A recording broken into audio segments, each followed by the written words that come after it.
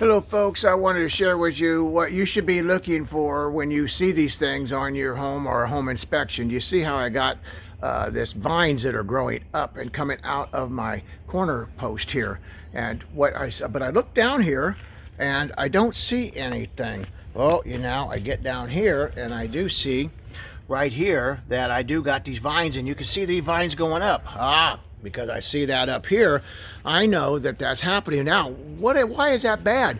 Well, it's because what's happening is these vines are going up and growing inside between my siding and my sheathing, and this causes deterioration and mold issues possibly. There's several different things. So this is what you want to look for. You see this and you don't see it around, and you got to know it's behind the siding. This is a big deal, and you should remove your siding, or at least you got to kill this off down here the best you can, and so as that no more growing. Anyway, folks, I'm not going to say anything about this at the moment, but the broken siding, but you might as well replace that while you're doing it. Thank you for watching our videos, folks. Hope this has been educational.